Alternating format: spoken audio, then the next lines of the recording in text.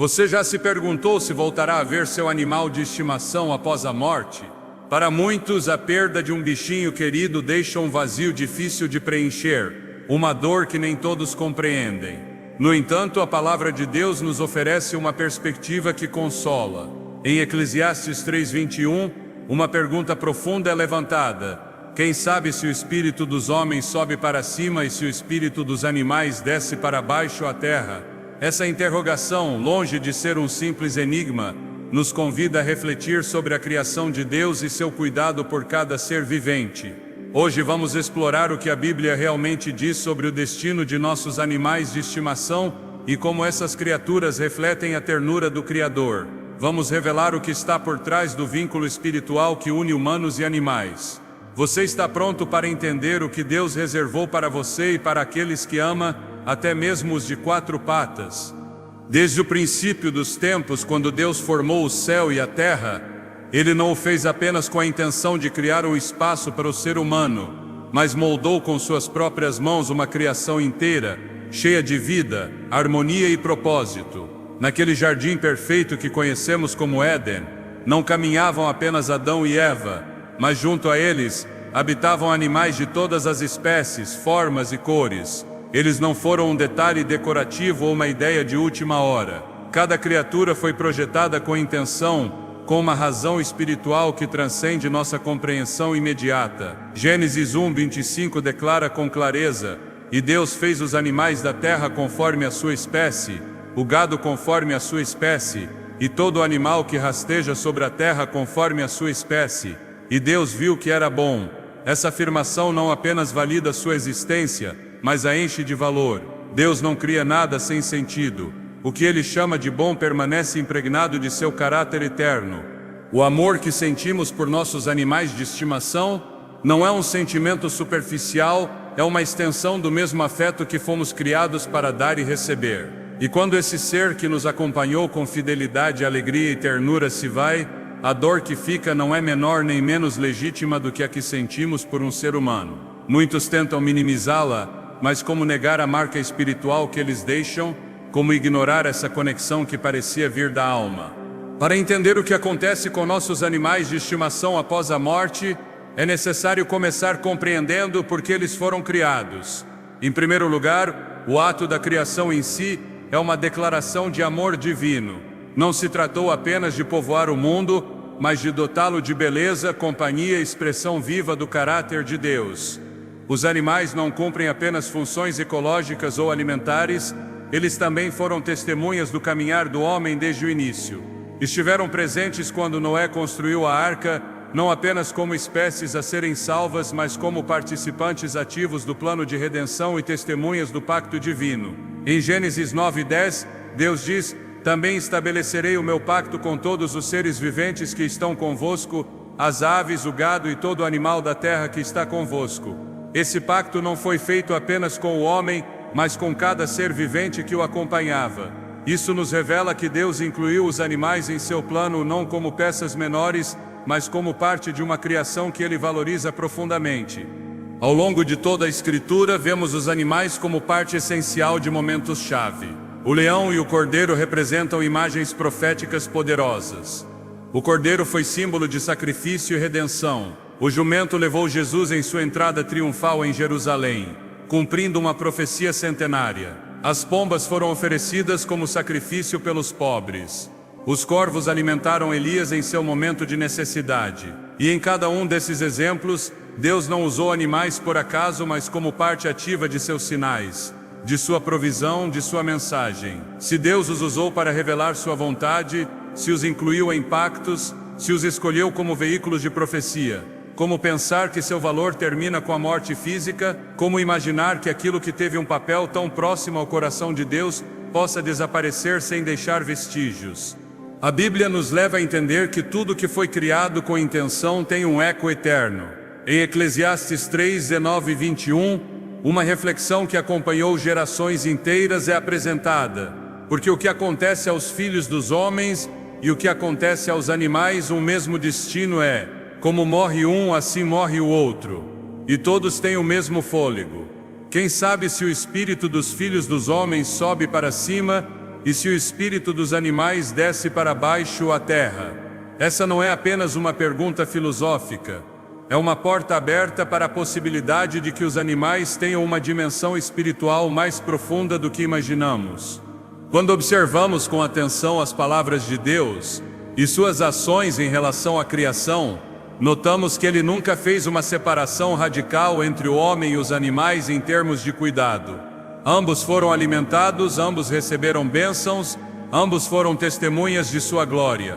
Mesmo no livro de Jonas, quando Deus decide perdoar Nínive, um dos argumentos que ele menciona é que ali há muitos animais, Jonas 4:11.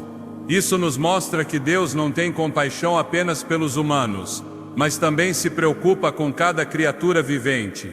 Ele não é um criador indiferente, ele não esquece os pequenos. Então, se foram criados com amor, usados com propósito, cuidados com ternura, por que duvidar de que exista um destino para eles além desta vida?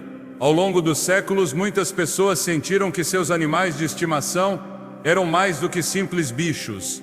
Eram companheiros, consolo na tristeza, guardiões silenciosos de suas emoções. Não se tratava apenas de um vínculo físico, mas espiritual. E quando essa alma peluda, emplumada ou escamosa se vai, deixa um eco que ressoa na memória, nos cantos da casa, nas horas da rotina. O coração sente sua ausência, como sente a falta de uma parte da alma. A ideia de que Deus desconsidere essa conexão não se alinha com o caráter que a Bíblia nos revela dele. Em Mateus 10, 29 e 31, Jesus fala com clareza sobre o valor que o Pai dá até mesmo aos menores. Não se vendem 2 passarinhos por uma pequena moeda, contudo nenhum deles cairá ao chão sem a permissão de vosso Pai. Portanto, não temais, vós valeis mais do que muitos passarinhos. Esse trecho não apenas nos diz o quanto valemos, mas também o quanto vale a vida de um passarinho para Deus. Se Ele vê cada queda de uma ave, como não notaria a partida de seu animal de estimação, como não teria uma resposta divina para essa dor? Muitas vezes a teologia foi rápida em descartar os animais do plano eterno, como se sua existência terminasse no pó. Mas e se não for assim? E se a redenção da criação, da qual fala Romanos 8, também os incluir? Porque sabemos que toda a criação geme e está com dores de parto até agora. Essa expressão, toda a criação, não exclui, não limita a esperança apenas ao homem. Está falando de um anseio cósmico, de uma restauração que se estende a cada canto do que foi tocado pelo pecado, incluindo aqueles seres que caminharam ao nosso lado e nos amaram sem condições. O pecado afetou o mundo inteiro. A queda não apenas quebrou a relação entre Deus e o homem, mas também distorceu a harmonia com os animais. A Escritura dá testemunho de um mundo onde leões habitarão com cordeiros, onde a criança brincará junto ao ninho da serpente e não haverá dano. Isaías 11, 6, 9 nos pinta esse quadro profético de uma restauração completa, um Éden renovado. E se essa é a promessa para o fim dos tempos, por que pensar que não incluirá nossos animais de estimação? Por que pensar que aquele que é amor deixaria fora do reino aqueles que foram instrumentos de ternura em nossas vidas? Lembremos que a criação foi chamada de boa. Não há vestígios na Bíblia de que Deus tenha revogado essa declaração. A deterioração veio por causa do pecado humano, mas a essência do que foi criado continua valiosa aos olhos do Criador. O Salmo 36:6 diz: Tua justiça é como os montes de Deus, teus juízos como o grande abismo. Tu, Senhor, preservas o homem e o animal. Essa não é uma linha poética sem sentido. É uma afirmação poderosa do caráter preservador de Deus, que alcança tanto o homem quanto o animal. Um Deus que preserva não destrói sem razão. Um Deus que protege não esquece. Quando um animal de estimação morre, algo se rompe em nós. E no entanto, nesse momento de dor, também pode se vislumbrar uma verdade mais profunda. O amor verdadeiro não morre, apenas se transforma. O que você deu, o que compartilhou, o que viveu com esse ser não desaparece. É guardado, honrado, lembrado. E se nós, que somos imperfeitos, somos capazes de chorar por um animal com tanto amor, quanto mais o Pai que o criou? Se sentimos a perda como um vazio imenso, como não crer que Deus tenha preparado uma resposta cheia de compaixão para essa dor?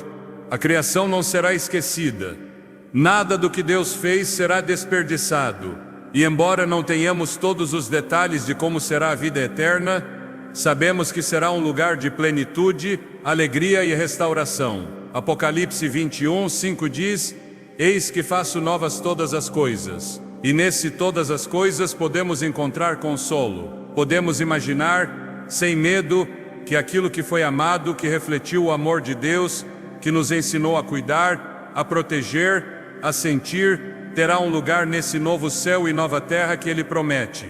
Talvez não compreendamos completamente como essa restauração se manifestará. Talvez não possamos garantir se será exatamente aquele animal que voltará. Mas o que sabemos é que Deus é justo, que é bom, que é eterno com sua criação e que, se Ele julgar necessário para nossa alegria eterna, Ele o fará, porque sua fidelidade não tem limites, porque seu amor é mais alto que os céus e mais profundo que o mar, e porque cada criatura que Ele criou tem um valor que não se apaga com a morte. O coração que amou um animal de estimação entende essa verdade sem precisar de palavras, sente-a no peito. E quando alguém se pergunta onde ele está agora, talvez a resposta não esteja em um lugar geográfico, mas no coração de Deus. Lá onde nada se perde, onde cada lágrima é guardada, cada suspiro ouvido e cada vínculo verdadeiro é respeitado e honrado, porque Deus não esquece. E se Ele não esquece, então o que foi amado continua existindo, mesmo que em um plano que ainda não podemos ver, mas que um dia será revelado. Quando Deus formou o ser humano do pó da terra e soprou em suas narinas o fôlego de vida, não o colocou em um mundo frio ou vazio. Ele o cercou de beleza, harmonia e companhia. Entre os muitos dons que lhe deu, um dos mais significativos foi a presença dos animais, não apenas para que o homem os cuidasse, mas para que nesse ato de cuidado aprendesse a amar. A relação entre o ser humano e os animais não foi desenhada apenas com um propósito funcional, mas com uma carga emocional profunda. Desde o princípio, Deus quis que o vínculo com os animais refletisse algo de sua ternura, de sua proximidade e de seu desejo de comunhão. E isso, ao longo da história bíblica, se manifesta como uma constante. A Escritura não trata os animais como elementos decorativos ou utilitários, mas como criaturas que caminham junto ao homem, que compartilham seu mundo e que muitas vezes participam de seus momentos mais transcendentais.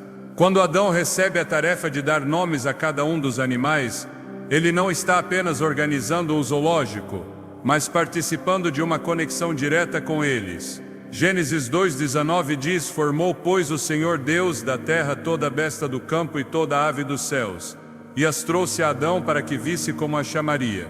E tudo o que Adão chamou aos animais viventes, esse foi o seu nome. Esse ato não é um simples exercício linguístico. Na cultura hebraica, nomear algo é reconhecer sua identidade, estabelecer uma relação, dar significado. O fato de o primeiro homem ter sido convidado a nomear os animais indica que, desde sua criação, havia uma intenção relacional, não distante, mas próxima. Esse primeiro encontro entre o homem e os animais foi o início de uma convivência sagrada, uma convivência que, embora afetada pela queda, nunca perdeu completamente seu valor. A dor que se sente quando um animal de estimação morre não é apenas o resultado do hábito ou da rotina. É a expressão da perda de uma relação autêntica. Uma relação que, embora não se expresse com palavras humanas, tem uma linguagem própria do afeto, da lealdade, da companhia incondicional. Esse vínculo emocional não é imaginário, é real e foi desejado por Deus. Em Provérbios 12:10, afirma-se: o justo cuida da vida de sua besta. Essa declaração simples, mas profunda, demonstra que, no coração do justo, há compaixão pelos animais. E essa compaixão não é vista como fraqueza, mas como reflexo do caráter divino. Cuidar de uma criatura é manifestar justiça. E esse cuidado que brota do coração humano para os animais é um sinal do design emocional que Deus estabeleceu desde o início. Ao longo da Escritura, percebe-se que toda a criação foi feita para ser desfrutada em uma relação de equilíbrio. O homem, os animais, a terra, tudo fazia parte de um sistema que glorificava o Criador em unidade. A ruptura desse sistema com o pecado não eliminou o desejo de Deus de restaurá-lo. Por isso mesmo, em meio ao juízo, Deus continua incluindo os animais em seus planos. Quando ordena a Noé que construa a arca, não lhe pede que salve apenas sua família, mas que preserve também os animais de tudo o que vive, de toda a carne, 2 de cada espécie farás entrar na arca, para que tenham vida contigo, macho e fêmea serão. Gênesis 6:19. Essa instrução tem uma implicação profunda. Deus quis que os animais fizessem parte do novo começo, que não fossem deixados de fora do reinício do mundo. Ele não apenas os preservou, mas os acompanhou nesse processo de restauração. Se os animais foram dignos de serem protegidos no juízo, se sua existência foi tão valiosa a ponto de ocuparem um lugar na arca, isso indica que o vínculo que o homem tem com eles é mais do que circunstancial. É um laço querido e validado pelo Criador. E quando esse laço se rompe pela morte, não estamos enfrentando uma simples perda funcional. Estamos lidando com a ausência de uma relação emocionalmente significativa. Deus entende essa dor porque foi Ele mesmo quem desenhou a capacidade de senti-la. Não há na Bíblia nenhuma condenação àquele que chora a partida de uma criatura que o acompanhou, porque chorar por quem nos amou e nos deu companhia é parte da essência do amor. E o amor em sua forma mais pura não distingue espécies, apenas reconhece a entrega. A relação entre humanos e animais aparece repetidamente como símbolo de algo maior. Em Isaías 1:3, Deus lamenta, dizendo: o boi conhece o seu dono e o jumento o presépio do seu senhor. Mas Israel não tem entendimento, o meu povo não tem conhecimento.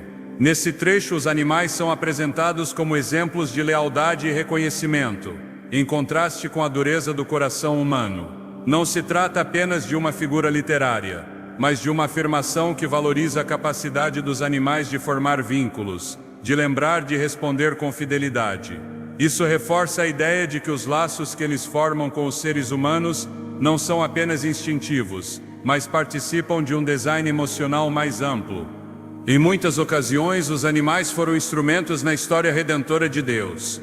O corvo que levou alimento a Elias não agiu por acaso, mas como um canal de provisão. O grande peixe que engoliu Jonas não foi uma coincidência, mas um agente de correção. O jumento que carregou Jesus, o leão que não devorou Daniel no fosso, o urso que defendeu o profeta Eliseu. Todos esses episódios mostram que os animais não apenas existem, mas agem, sentem, obedecem e respondem ao Criador. Isso só é possível porque Deus lhes deu uma sensibilidade espiritual que nem sempre compreendemos, mas que sem dúvida está presente. E se Ele lhes permitiu fazer parte de seus planos, como não pensar que também lhes concedeu um lugar especial em seu amor? O Salmo 104 é um cântico de louvor à criação. Em seus versos, celebra-se a variedade e a abundância da vida na terra. No versículo 27, diz: todos eles esperam de ti que lhes deis o alimento a seu tempo. Aqui, não apenas se exalta a provisão divina, mas também a dependência dos animais em relação a Deus. Essa dependência é também uma forma de relação, uma relação na qual há confiança, cuidado e espera. Não é um vínculo abstrato, é um laço vivo entre o Criador e cada uma de suas criaturas. Se os animais esperam de Deus, se recebem de sua mão o necessário, então participam de uma dimensão espiritual que muitas vezes nos escapa, mas que a Escritura não nega. Pelo contrário, a revela. O apóstolo Paulo, ao falar da queda da humanidade, estende sua análise a toda a criação. Em Romanos 8, 19 e 21, ele escreve: porque o anseio ardente da criação é aguardar a manifestação dos filhos de Deus. Porque a criação foi sujeita à vaidade, na esperança de que também a própria criação será libertada da escravidão da corrupção para a liberdade gloriosa dos filhos de Deus. Essa afirmação muda a nossa perspectiva. Ela nos diz que toda a criação, não apenas o ser humano, espera a redenção, que o gemido do mundo não é apenas simbólico, mas real, e que nesse gemido estão também os animais que não foram alheios à queda nem serão alheios à restauração. Se eles aguardam com anseio, é porque participam, sentem, participam. Então os laços que formam conosco não se dissolvem no nada ao morrer. Quando um animal de estimação parte, o que se rompe não é uma ilusão, mas uma comunhão que foi permitida por Deus, que foi incentivada por seu design e que em muitas ocasiões ensinou mais sobre amor, paciência e fidelidade do que qualquer palavra. Deus, que é amor, não poderia ter permitido esse tipo de relação sem lhe atribuir um valor profundo. E se tem valor, tem sentido. E se tem sentido, tem propósito. Não há amor que surja sob a proteção de Deus que não tenha eco na eternidade. Os animais foram testemunhas silenciosas do nascimento, da vida e da morte de muitos profetas. No presépio onde nasceu Jesus não havia riquezas, mas havia criaturas. Em sua entrada em Jerusalém não havia carruagens, mas um animal disposto. E no reino futuro descrito em Isaías, os animais voltarão a estar presentes, não como símbolos, mas como parte ativa da paz restaurada. O vínculo entre o homem e o animal não é uma invenção moderna, é uma manifestação antiga de uma intenção divina que atravessa os séculos. Por tudo isso, quando alguém pergunta se o amor que sentiu por seu animal de estimação foi real, a resposta não pode ser outra senão sim. Foi real porque foi inspirado. Foi verdadeiro porque nasceu de um coração que sabe amar. E esse coração foi criado à imagem de Deus. E se o amor foi verdadeiro, então sua perda merece consolo. E se sua perda merece consolo, então o céu não pode estar alheio a essa dor. Deus não ignora aquilo que Ele mesmo semeou. O vínculo que une um ser humano a uma criatura que foi sua companheira não se apaga com a morte. Se foi querido por Deus em vida, também é compreendido por Ele na morte. A criação não se limita a ser observada. Ela está viva, respira, responde. Em Jó 12, 7, 10 lemos: pergunta, pois, as bestas e elas te ensinarão, e as aves dos céus e elas te mostrarão. Ou fala a terra e ela te ensinará. Também os peixes do mar te declararão. Quem não sabe que em tudo isso a mão do Senhor fez isso? Na sua mão está a alma de todo ser vivente e o fôlego de toda a humanidade. Esse trecho é uma proclamação de sabedoria. Os animais ensinam, mostram, declaram, têm algo a dizer, e esse algo é testemunho da mão de Deus. Eles não são mudos diante de seu Criador. Têm alma, têm fôlego e estão em sua mão. Ao compreender isso, a dor de perder um animal de estimação ganha uma nova dimensão. Não é simplesmente tristeza pela ausência de um ser querido. É o reconhecimento de uma perda espiritual. É a consciência de que uma parte do design emocional querido por Deus foi temporariamente interrompida. Mas assim como a criação espera ser restaurada, também o coração pode esperar que aquilo que foi amado com sinceridade será lembrado, honrado e talvez devolvido no tempo da plenitude. Ao longo de toda a Escritura, o caráter de Deus se revela como um Deus compassivo, paciente e profundamente envolvido nos assuntos de sua criação. Sua misericórdia não se limita ao homem. Sua bondade alcança tudo o que Ele formou, e isso inclui os animais. Quando se fala do destino de um animal de estimação após a morte, muitas vezes se pensa que a Bíblia guarda silêncio. Mas na verdade o que encontramos nas Escrituras é uma afirmação constante de que Deus se interessa por cada criatura que existe. Não como um Criador distante que se desinteressa dos detalhes, mas como um Pai que estende sua ternura até o último canto do mundo que formou com suas mãos. Salmo 145, 9 diz: o Senhor é bom para com todos, e suas misericórdias estão sobre todas as suas obras. Esse todos não deixa espaço para exceções, não distingue entre humano e animal. Toda obra saída de sua vontade é alcançada por sua compaixão. A compaixão de Deus é uma de suas características mais repetidas ao longo das Escrituras. Não é uma emoção passageira, é parte de sua essência. O mesmo Deus que se detém para contar os cabelos de nossa cabeça e que alimenta as aves do céu é o mesmo que em seu amor sustenta a alma de cada ser vivente. Em Jó 12:10 afirma-se que na sua mão está a alma de todo ser vivente e o fôlego de toda a humanidade. Essa declaração não faz uma separação entre a alma dos homens e a dos animais. Ambas estão na mão de Deus, ambas são sustentadas por seu poder, ambas fazem parte de um cuidado que é real, ativo e contínuo. Não há um único momento na Bíblia em que Deus mostre desprezo ou indiferença pelos animais. Pelo contrário, quando a lei é estabelecida no Antigo Testamento, incluem-se mandamentos que protegem as bestas de carga, que proíbem matar uma mãe junto com sua cria, e que determinam descanso sabático não apenas para o homem, mas também para os animais. Êxodo 23:12 deixa isso claro. 6 dias trabalharás mais, ao 7º dia descansarás para que descanse o teu boi e o teu jumento. Não é um detalhe menor, é uma expressão concreta de compaixão. O descanso não é apenas um direito do homem, é um presente de Deus também para os animais, porque em seu design não há seres sem valor. Ao longo do relato bíblico, os animais estão incluídos nos juízos, nas bênçãos e nos pactos. Quando o dilúvio purificou a terra, os animais foram preservados. Quando Deus fez um novo pacto com Noé, incluiu expressamente toda alma vivente que está convosco, aves, animais e toda besta da terra que está convosco.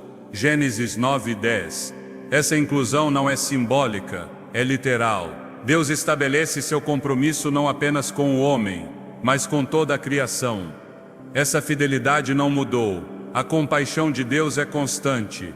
Não há uma versão antiga de seu amor que incluía os animais e uma versão moderna que os exclui. Sua misericórdia permanece para sempre, como o salmista declara repetidamente. Em muitos momentos da história bíblica, Deus usa os animais como agentes de provisão, direção ou correção. Ele não os utiliza como ferramentas sem valor, mas como criaturas sensíveis à sua voz.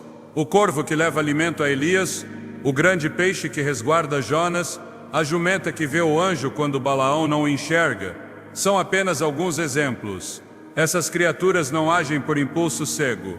Estão dentro do plano divino. Movem-se com propósito, respondem à voz de Deus. Isso só é possível porque o Criador mantém uma relação com elas. Uma relação que não se baseia em linguagem humana, mas que se manifesta em obediência, sensibilidade e propósito. É essa mesma relação que se percebe quando um animal de estimação nos acompanha em silêncio, quando responde com ternura à nossa dor, quando permanece perto sem exigir, mas sem se ausentar. O caráter compassivo de Deus não se limita a momentos grandiosos. Ele se manifesta nos pequenos detalhes, nos gestos cotidianos, nos suspiros silenciosos da alma. Quando Jesus ensina sobre o valor da vida, ele não apela a uma lógica de poder ou utilidade, mas usa imagens do campo e do céu. Em Mateus 6:26 ele diz: olhai as aves do céu, que não semeiam, nem colhem, nem ajuntam em celeiros, e no entanto vosso Pai Celestial as alimenta. Jesus não está fazendo poesia, está revelando uma verdade. Deus cuida de cada uma de suas criaturas, mesmo aquelas que o mundo considera insignificantes. Não há vida pequena aos olhos do Criador. E se Ele cuida de cada ave, acaso não cuidará também daquele ser que caminhou ao seu lado com lealdade e afeto? A compaixão de Deus também se expressa em seu plano redentor.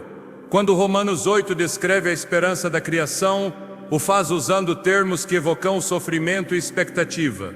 Toda a criação geme e está com dores de parto até agora. Esse gemido não é abstrato, é real. É o resultado de um mundo fraturado que anseia por ser restaurado. E essa criação que geme não se limita aos elementos inanimados, inclui os seres vivos, as criaturas que sentem, que sofrem, que esperam. O anseio por redenção não pertence apenas ao homem, é um clamor que envolve o mundo inteiro. E nesse clamor está também o sussurro dos animais que fizeram parte de nossa história, que compartilharam nossas lágrimas, nossas alegrias e nossas jornadas mais íntimas. A Escritura não apresenta Deus como um ser abstrato, mas como um pastor, um pai, um rei justo, um refúgio. Cada uma dessas imagens tem implicações sobre como ele se relaciona com sua criação. Um pastor não abandona nenhuma de suas ovelhas. Um pai não ignora a dor dos que ama. Um rei justo não esquece os que lhe serviram com fidelidade. E um refúgio não é um lugar de exclusão, mas de acolhimento. A compaixão de Deus não tem limites definidos pela lógica humana. Ela abarca mais do que compreendemos, chega mais longe do que imaginamos. E se essa compaixão foi capaz de transformar corações endurecidos, também é suficiente para honrar o amor silencioso de um animal que foi presença constante em nossa vida. No reino de Deus não há lugar para o esquecimento. Tudo que foi amado com verdade será lembrado. Tudo que fez parte de uma história guiada pelo Espírito será valorizado. E se Deus se dá ao trabalho de guardar nossas lágrimas em seu odre, como diz o Salmo 56:8, não é difícil crer que Ele também guarda a memória daquelas criaturas que caminharam ao nosso lado, não por obrigação, mas por instinto de afeto. A compaixão de Deus alcança a cada um, não por mérito, mas por amor. E se esse amor é tão amplo, tão alto, tão profundo, então é capaz de abarcar tudo que faz parte de nossa experiência mais sagrada. Não há nenhum versículo que negue a possibilidade de que as criaturas que nos acompanharam na terra tenham uma expressão futura no reino vindouro. Pelo contrário, há passagens que nos convidam a pensar em uma restauração onde a harmonia entre humanos e animais será plena, sem temor, sem violência, sem separação. Isaías 11 descreve esse tempo como um período em que o lobo morará com o cordeiro, o leopardo se deitará com o cabrito, a criança brincará com a serpente e não haverá dano. Essa imagem não é uma alegoria vazia, é uma profecia que aponta para uma restauração integral, e nessa restauração há espaço para o que foi tocado pelo amor e pela compaixão de Deus. Quando um animal de estimação morre, o coração humano reage com uma dor que às vezes parece desproporcional. Mas essa dor não é apenas pela ausência física, é o eco de um vínculo profundo, de uma comunhão que muitas vezes foi mais pura do que muitas relações humanas. E se essa dor é verdadeira, é porque esse laço também o foi. Deus não despreza o que foi verdadeiro. Sua compaixão não ignora o que nasce de seu próprio design. E se foi Ele quem colocou em nós a capacidade de amar, também será Ele quem honrará esse amor na eternidade. Não há forma de amar que não deixe uma marca. E no reino de Deus, cada marca será reconhecida. Cada ato de ternura, cada demonstração de lealdade, cada momento de consolo compartilhado com um ser que não falava com palavras, mas sim com gestos, será registrado no coração daquele que tudo vê. Porque Deus não é apenas o Criador do universo, é o Deus que se detém para olhar os lírios do campo, que conta os pardais, que enche de significado cada canto de sua criação. E se Ele faz isso com o que parece insignificante, quanto mais com aquilo que foi testemunha silenciosa de nossas orações, de nossas lutas, de nossa fé. Deus não ignora o que foi amado. Sua compaixão é ativa, viva, constante. E se sua mão sustenta a alma de todo ser vivente, então nenhuma dessas almas está perdida. Elas estão nele, que é vida, que é justiça, que é esperança. A morte não tem a última palavra quando o amor foi semeado por Deus. Em seu reino, tudo que é verdadeiro será restaurado. E essa restauração incluirá tudo que foi alcançado por sua compaixão. A imagem que muitas pessoas têm do céu costuma estar cheia de resplendores, de música celestial, de paz, de plenitude, mas também de silêncio em relação a uma pergunta que o coração não pode evitar fazer. Os animais estarão lá, serão restauradas essas criaturas que tanto amamos e que fizeram parte de nossas vidas na terra? Essa pergunta, embora nem sempre formulada em voz alta, habita no fundo daqueles que experimentaram uma relação sincera com seus animais de estimação, daqueles que sentiram que esse vínculo ia além do físico, além do cotidiano. E não se trata de uma pergunta superficial, mas de uma inquietação que nasce de uma vivência real, de uma conexão que, muitas vezes, ensinou mais sobre amor, fidelidade e consolo do que qualquer discurso. As Escrituras, embora não apresentem uma lista detalhada do que encontraremos no céu, oferecem vislumbres poderosos, visões que, longe de serem simbólicas em um sentido vazio, nos permitem entender o coração de Deus e sua visão sobre a eternidade. Uma das cenas mais impactantes encontramos em Apocalipse 19:11. Então vi o céu aberto, e eis um cavalo branco, e o que o montava se chamava Fiel e Verdadeiro, e com justiça julga e peleja. A presença de um cavalo na visão celestial não é um elemento decorativo, é uma criatura reconhecível, física, parte desse cenário glorioso. E não é o único trecho onde animais aparecem em contextos celestiais ou proféticos. A Bíblia não descarta sua presença, pelo contrário, em várias ocasiões os inclui, mostrando-os como participantes da revelação divina, como criaturas presentes tanto no visível quanto no eterno.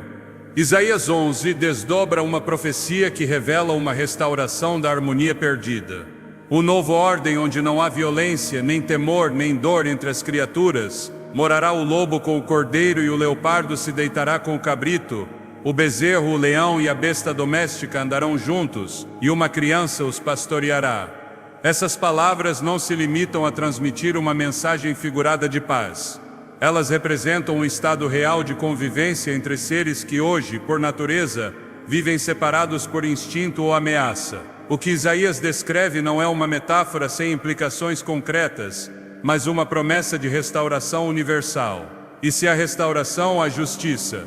E se a justiça, a memória de tudo o que foi ferido, rasgado ou perdido por causa do pecado. A visão bíblica do céu não é a de um espaço intangível, distante e sem forma. É a promessa de uma nova criação, um céu novo e uma terra nova onde habita a justiça.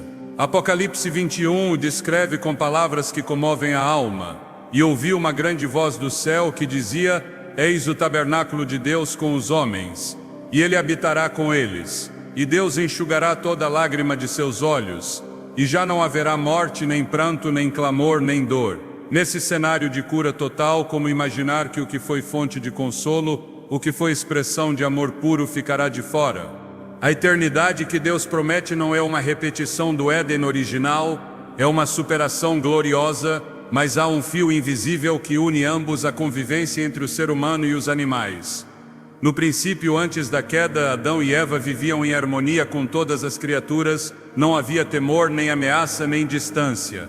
Essa imagem perfeita foi fragmentada pelo pecado, mas não foi esquecida pelo Criador. Desde então, toda a história bíblica tem sido uma história de retorno, de redenção, de restauração. E se o início dessa história incluiu os animais, por que o fim os excluiria?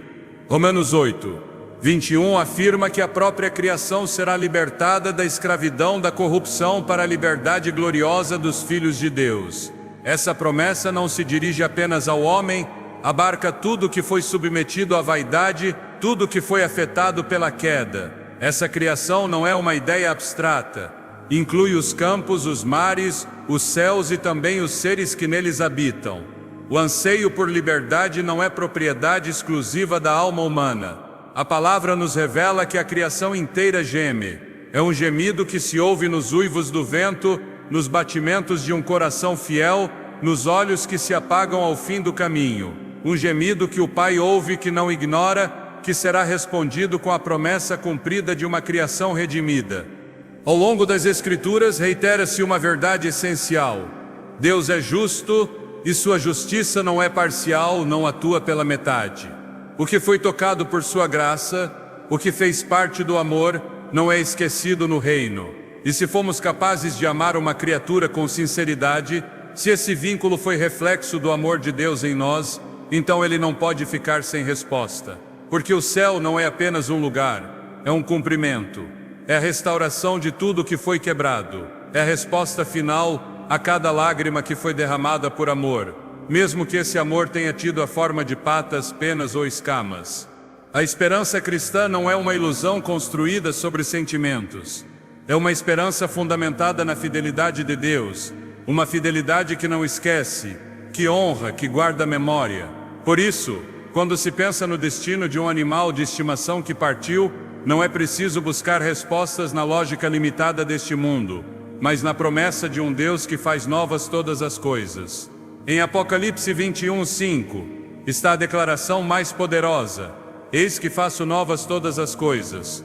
Não algumas, não as que consideramos mais importantes, todas. E nesse todas cabem os gestos de amor que julgávamos pequenos, cabem os momentos que compartilhamos com esses seres que não falavam, mas nos entendiam. Cabem as marcas que deixaram em nossas vidas e que moldaram nossa história. Deus não é autor de vazios, é Deus de plenitude. Seu reino não é um lugar onde falta o essencial, mas onde tudo que fez parte de seu propósito se manifesta em glória. E se um animal foi parte de seu caminhar, se foi testemunha de sua fé, de sua dor, de sua esperança, se foi expressão de ternura em meio ao caos, então ele fez parte de algo santo. E o santo não se dissolve. O santo é preservado, redimido, elevado, porque Deus não se desfaz do que reflete seu amor. Ele o transforma, leva-o à sua máxima expressão. E se nesta vida conhecemos um amor assim, quanto mais na vida que há de vir.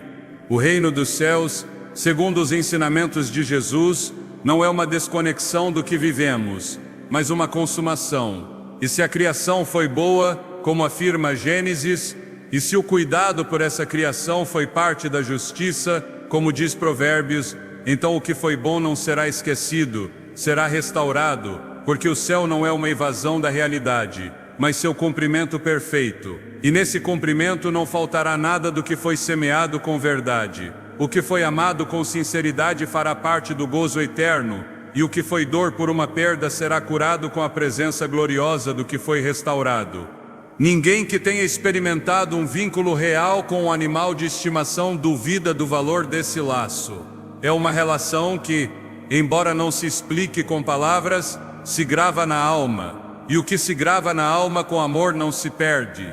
É conservado na memória eterna de Deus. O céu que Ele prepara não é feito à imagem de nossas ideias, mas à imagem de sua bondade.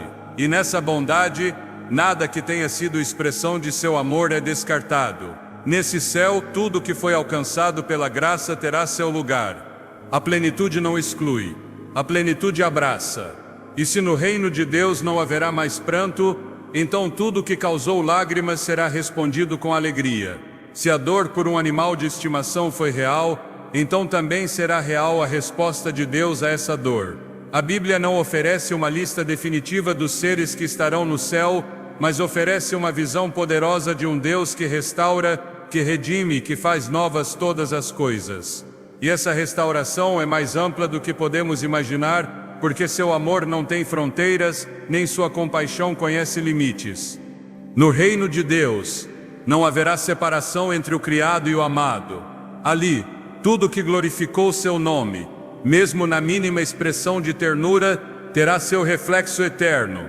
O céu não é um lugar vazio, é um lar preparado, um lar onde a justiça reina, onde a paz é completa, onde cada canto está cheio de sentido. E se algo fez parte de sua história com propósito, se uma criatura foi instrumento de consolo, de aprendizado, de companhia verdadeira, então essa parte de sua história será honrada, porque o Deus que prepara esse lar não omite detalhes. E se Ele cuidou dos lírios do campo, se alimentou os pássaros, se adornou a criação com criaturas de beleza e diversidade infinitas, então seu reino não será menos, será mais cheio de vida, mais pleno de alegria, mais rico em expressões de amor eterno.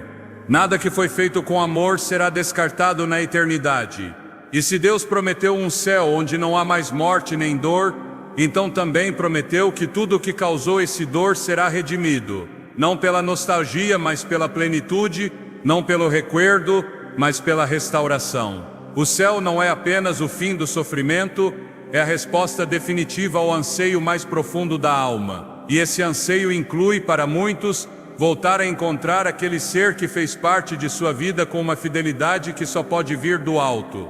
Quando se perde um animal de estimação, o coração experimenta um tipo de vazio que raramente encontra palavras adequadas para se descrever. Não é simplesmente a ausência física de um ser vivo, é a ruptura de um laço que muitas vezes foi construído com uma pureza que só pode ser comparada às formas mais sinceras de amor. O silêncio deixado por um ser que não falava com palavras, mas que sabia consolar, esperar e acompanhar, torna-se um eco persistente na memória. Essa dor não deve ser minimizada nem trivializada, porque o Deus da Bíblia não trata com leviandade o que fere a alma.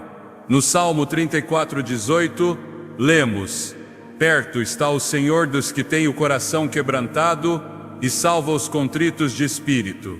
Esse versículo não distingue o motivo do quebranto, simplesmente afirma a proximidade divina para com o que sofre. E nessa declaração encontramos uma certeza: Deus vê e valida a dor que sentimos pelo que amamos. A morte de um animal de estimação não interrompe apenas uma rotina. Ela toca fibras profundas de afeto, de memória, de companhia. O ser humano não foi criado para a perda, mas para a eternidade. Por isso, cada despedida carrega consigo uma carga espiritual. E quando essa despedida envolve uma criatura que foi presença constante no lar, que foi alegria em dias cinzentos, que foi refúgio silencioso em momentos de angústia, então a alma reage com um lamento que não pode ser ignorado. Deus conhece esse lamento, o entende, o honra, porque não há no coração humano expressão de amor genuíno que não seja reconhecida por Ele. Romanos 12:15 nos exorta a chorar com os que choram. E se esse é o chamado para nós, é porque primeiro é no coração de Deus. A dor por um animal de estimação não é um sinal de fraqueza emocional. É um reflexo da imagem de Deus em nós. Fomos criados para amar, para cuidar, para formar vínculos. Gênesis 2 mostra como, mesmo antes de Adão conhecer Eva, já havia uma interação entre ele e os animais. Eles foram os primeiros a compartilhar o Éden com o ser humano. Fizeram parte daquele estado de paz antes do pecado. Não se tratava de uma convivência funcional, mas de uma convivência emocional. E esse design não desapareceu. Permanece no fundo de cada alma humana como uma marca silenciosa, que se ativa cada vez que damos e recebemos afeto sincero, mesmo na forma de um animal de estimação que nos olha e compreende sem falar. A Escritura está cheia de momentos em que Deus se mostra como aquele que consola, que recolhe cada lágrima, que não é indiferente ao sofrimento. No Salmo 56:8 lemos: "Contaste os meus lamentos, põe as minhas lágrimas no teu odre. Não estão elas no teu livro?" Essa imagem não é uma figura literária sem peso. É uma revelação de um Deus que se envolve profundamente com o coração humano. Se Ele recolhe nossas lágrimas, também recolhe o motivo que as provoca. E se essas lágrimas foram provocadas pela perda de uma criatura que fez parte de nossa história, então essa dor também está registrada no céu. No relato da queda, a ruptura da criação não afetou apenas o homem. O pecado trouxe consequências para tudo que Deus havia formado. O mundo deixou de ser um lugar seguro. A relação entre espécies se distorceu. O medo, a doença e a morte fizeram sua entrada. Mas, ainda assim, Deus não se afastou de sua criação. Ele continuou manifestando seu cuidado. Continuou ensinando que o que foi danificado um dia será restaurado. E se o pecado afetou a relação entre o homem e os animais, também a redenção tem o poder de restaurá-la. Não como era, mas como deveria ter sido, sem separação, sem dor, sem fim. Há dores que se manifestam no corpo. Outras permanecem escondidas na alma. A perda de um animal de estimação costuma pertencer a esse segundo tipo. É uma dor silenciosa que nem sempre é compreendida pelos outros, mas que é absolutamente real. E quando essa dor é levada em oração, quando é apresentada diante de Deus sem palavras, apenas com lágrimas, o céu responde, não com explicações lógicas, mas com a paz que excede todo o entendimento. Filipenses 4:7 expressa isso assim: "E a paz de Deus, que excede todo o entendimento, guardará os vossos corações e os vossos pensamentos em Cristo Jesus." Essa paz não nega o sofrimento, ela o sustenta, o acompanha, o transforma. Porque embora não saibamos com certeza o destino de cada criatura que amamos, sabemos que o Deus que nos viu amá-las não as ignora. Nada que tenha sido expressão autêntica de amor é desprezado por Deus. A perda de um animal de estimação que foi amado não é uma ferida menor. É uma ferida que revela o quanto somos capazes de dar, o quanto fomos marcados pelo amor divino que nos permite estender ternura, cuidado e lealdade, mesmo àqueles que não compartilham nossa língua, mas sim nosso espírito.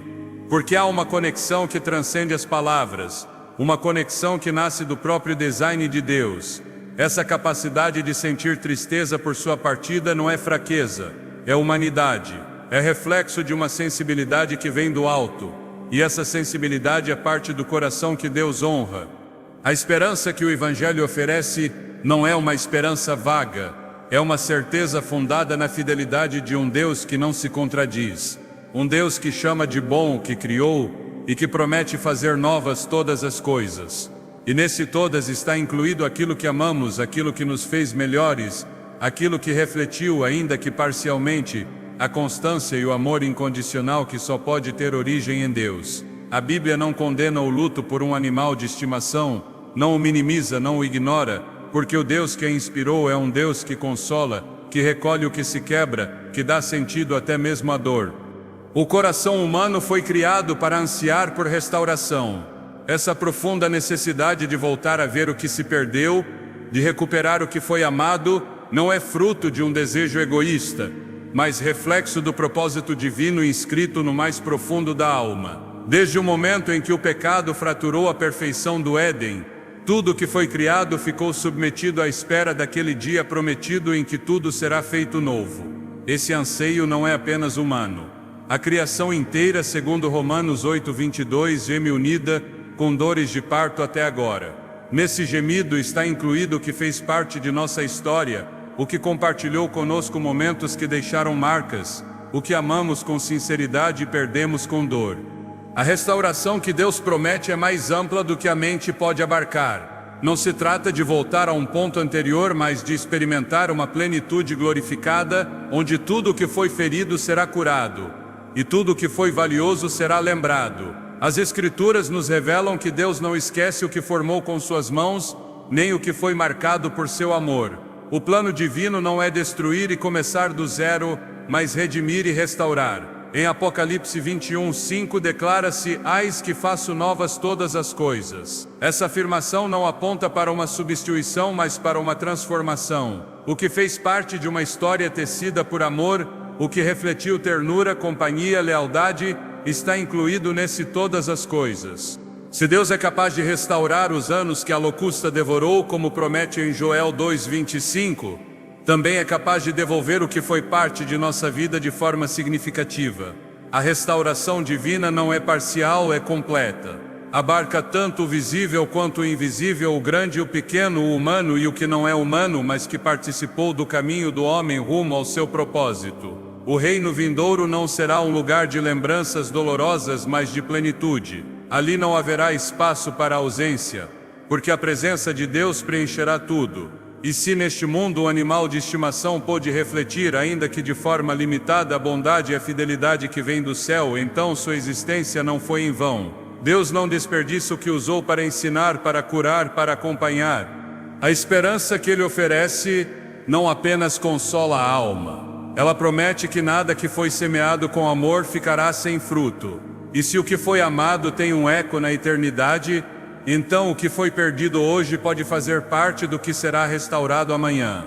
Em um mundo onde tudo parece passar rápido demais, o amor silencioso de um animal de estimação tem a capacidade de deter o tempo, de nos ensinar a ouvir sem falar, a cuidar sem condições. E quando eles se vão, deixam em nós algo que não morre: a capacidade de ter amado com pureza.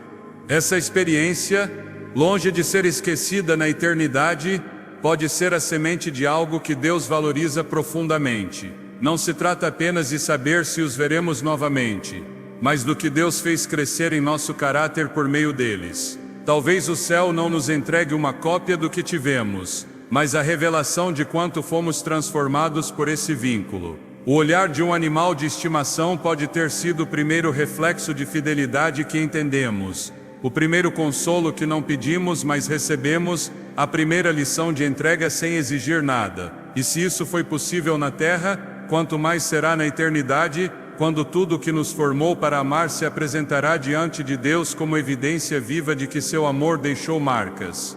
Na eternidade não se premiam as palavras mais altas, mas os gestos mais fiéis. E nesse idioma eles também falaram: